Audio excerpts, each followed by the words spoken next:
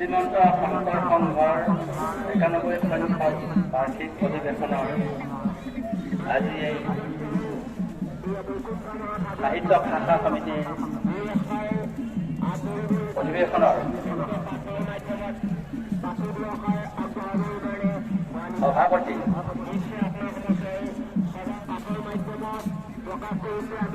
শ্ৰীমন্ত শংকৰ সংঘৰ পদাধিকাৰ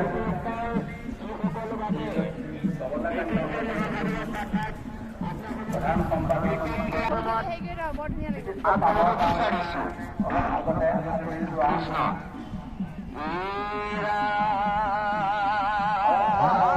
কেন্দ্ৰীয় মন্ত্ৰী আৰু আমাৰ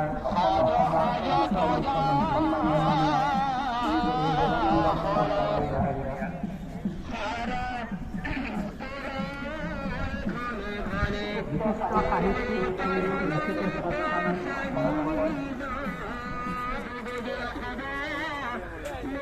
অৱসৰপ্ৰাপ্ত উপাধ্যক্ষ সমাজৰ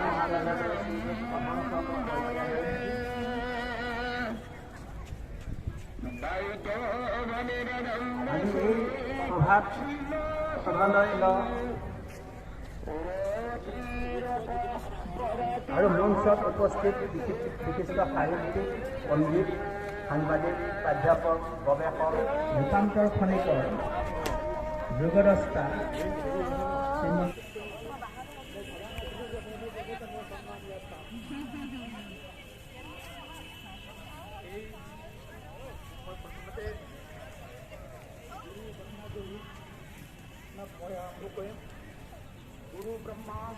আমাৰ সন্মুখত বিশ্বজিৎ দৈমাৰী ডাঙৰীয়া আহি উপস্থিত হৈছে। তেওঁ আমাৰ গুৰু ভাইসকলে পিন্ধা সুন্দৰ পোচাক পৰিৱেশন পিন্ধি পেলাই ইয়ালৈ আহিছে। তেওঁ যিখন চুৰিয়া পিন্ধি আহিছে আপোনালোকে যদি লক্ষ্য কৰিছে সেইখন পঢ়িছে। আমাৰ যিবোৰ জাতি জনগোষ্ঠী আছে সেইবিলাকক আমি ভূমিভুক্ত বুলি কওঁ। তেওঁলোকে প্ৰকৃতিৰ কোলাত বাস কৰে আৰু লগতে আমাৰ বক্তৃতা দিওঁতে প্ৰাক্তন মুখ্যমন্ত্ৰী বৰ্তমানৰ কেন্দ্ৰীয় মন্ত্ৰী সৰ্বানন্দ সোণোৱাল ডাঙৰীয়াই কৈছে যে প্ৰকৃতিক আমি গুৰুত্ব দিব লাগে। আমি প্ৰকৃতিৰ সন্তান প্ৰত্যেক দাৰ্শনিক গুৰুত্ব কৈছোঁ যে আমি প্ৰকৃতিৰ সন্তান প্ৰকৃতিৰ ফলত আমি ডাঙৰ হ'ব লাগে।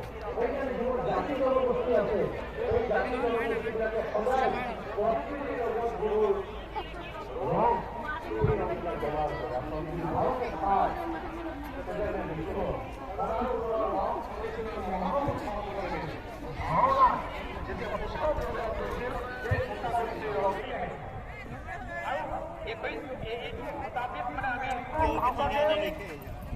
চাই গৈ যদি ফটোৱে মাৰিম আৰু লং কি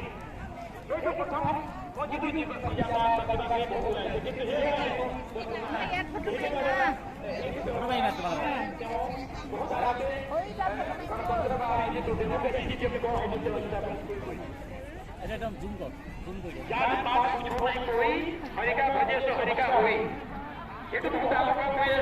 আমাৰ পূৰ্বে জানতে কৈছে যে জাতি পাত ভেদ-ভাৱ নাই চবতে কৃষ্ণ আছে সেইকাৰণে আমি দিম আমি চবৰ ভিতৰতে কৃষ্ণ আছে চবকে কৃষ্ণ বুলি আমি স্মৰণ কৰোঁ সেইটো কবিতা চবৰ মানে যে জাতি পাত কোনো ভেদ-ভাৱ নাই তেনেকৈ আমি এটা ভাবিব লাগিব কৰিব বিচাৰিছে মই আদৰণি সমিতিৰ সহযোগিতাসকলক আমাৰ সন্মানীয় অতিথিসকলক এই স্মাৰক আৰু কথা প্ৰদান কৰিবৰ বাবে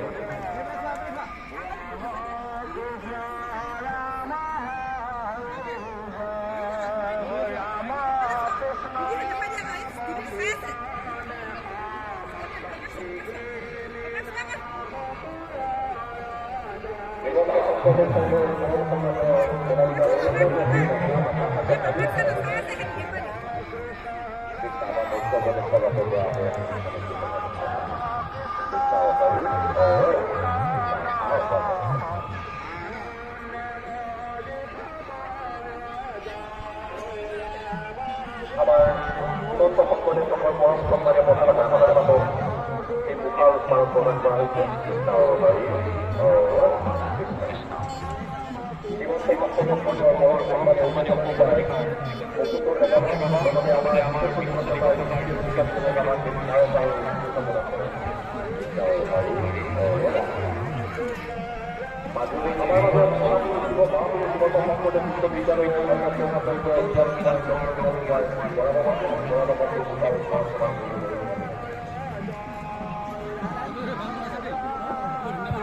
আমাৰ মাজত ডিব্ৰুগড় বিশ্ববিদ্যালয়